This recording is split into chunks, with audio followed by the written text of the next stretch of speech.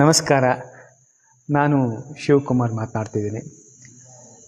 ನಮ್ಮ ಈ ಹೃದಯ ಸ್ಪಂದನ ಹಿರಿಯರ ಆರೈಕೆ ಕೇಂದ್ರ ಅಂದರೆ ವೃದ್ಧಾಶ್ರಮ ಇದೇ ಜೂನ್ 1ರಿಂದ ಆರಂಭ ಆಯಿತು.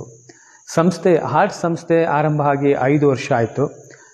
ಆದರೆ ಅದರ ಅಂಗಸಂಸ್ಥೆಯಾಗಿ ಈ ಹೃದಯ ಸ್ಪಂದನ ಹಿರಿಯರ ಆರೈಕೆ ಕೇಂದ್ರ ಎಂಬ ವೃದ್ಧಾಶ್ರಮವನ್ನು ನಾವು ಕಳೆದ 1.5 ತಿಂಗಳಿಂದ ಆರಂಭ ಮಾಡಿದ್ವಿ.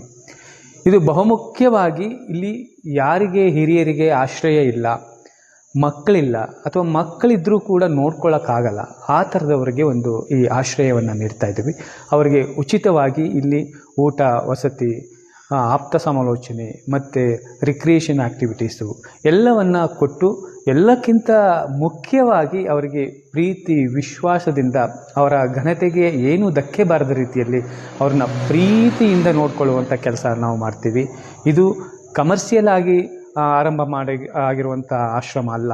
ಇದು ಅವರ ಪ್ರೀತಿಗಾಗಿ, ಅವರನ್ನು ಗೌರವಿಸುವಕ್ಕಾಗಿ ಆರಂಭ ಆಗಿರುವಂಥದ್ದು. ಸೊ ಹಾಗಾಗಿ ಎಲ್ಲರೂ ಯಾರಿಗೆ ಅವಶ್ಯಕತೆ ಇದೆ ಅವರನ್ನು ನಿಮ್ಮ ಅಕ್ಕಪಕ್ಕ ಯಾರಿಗಾದರೂ ನೋಡ್ಕೊಳ್ಳೋಕ್ಕೆ ಆಗ್ತಾ ಇಲ್ಲ, ಅವ್ರಿಗೊಂದು ಆಶ್ರಯ ಬೇಕು ಅಂದರೆ ನೀವು ಕೂಡ ಅವರನ್ನು ನಮ್ಮ ಜೊತೆ ಕಳಿಸ್ಕೊಡ್ಬೋದು. ಅವರನ್ನು ಇಲ್ಲಿ ಪ್ರೀತಿಯಿಂದ ಎಲ್ಲ ಸೌಲಭ್ಯವನ್ನು ಕೊಟ್ಟು ನೋಡ್ಕೊಳ್ತೀವಿ. ಹಾಗೆಯೇ ಕೆಲವರಿಗೆ ದುಡ್ಡು ಕಾಸು ಎಲ್ಲ ಇದೆ, ಆದರೆ ಅವ್ರನ್ನ ನೋಡ್ಕೊಳ್ಳೋಕ್ಕೆ ಆಗ್ತಾ ಇಲ್ಲ, ಅವ್ರನ್ನೂ ಕೂಡ ನಾವು ರೆಫರ್ ಮಾಡ್ಬೋದು. ಅವ್ರಿಗೂ ಕೂಡ ಇಲ್ಲಿ ಆಶ್ರಯವನ್ನು ನೀಡೋಕ್ಕೆ ಸಾಧ್ಯತೆ ಇದೆ. ಜೊತೆಗೆ ಕೆಲವರಿಗೆ 1 ವಾರ 15 ದಿನ ಎಲ್ಲೋ ಹೊರಗಡೆ ಹೋಗಬೇಕು, ಆದರೆ ಅಪ್ಪ ಅಮ್ಮನ್ನ ಬಿಟ್ಟು ಹೋಗೋಕ್ಕಾಗಲ್ಲ. ಆದರೆ ಹೆಂಗೆ ಮಾಡೋದು, ಹೆಂಗೆ ನೋಡ್ಕೊಳ್ಳೋದು ಆತಂಕ ಇರುತ್ತೆ.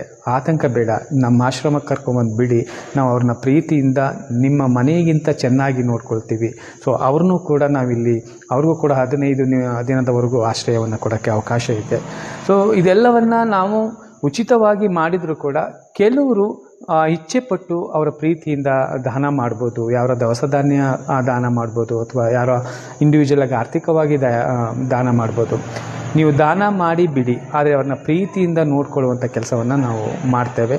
ಹಾಗಾಗಿ ಇದು ಕೇವಲ ವೃದ್ಧಾಶ್ರಮವಲ್ಲ, ಹಿರಿಯರ ಒಂದು ಅನುಭವದ ಒಂದು ತಾಣ. ಅವರಿಗೆ ಪ್ರೀತಿ ಘನತೆ ಕೊಟ್ಟು ಕಾಪಾಡೋದು ನಮ್ಮೆಲ್ಲರ ಕರ್ತವ್ಯ. ನೀವು ನಮ್ಮ ಜೊತೆ ಕೈ ಜೋಡಿಸಿ ಆ ಮೂಲಕ ನಮ್ಮ ಹಿರಿಯರನ್ನು ಪ್ರೀತಿಯಿಂದ ನೋಡ್ಕೊಳ್ಳೋಕ್ಕೆ ನಮಗೆ ಬೆಂಬಲ ನೀಡಿ ಅಂತ ನಾನು ಎಲ್ಲರನ್ನ ಕೇಳ್ಕೊಡ್ತೀನಿ. ನಮಸ್ಕಾರ.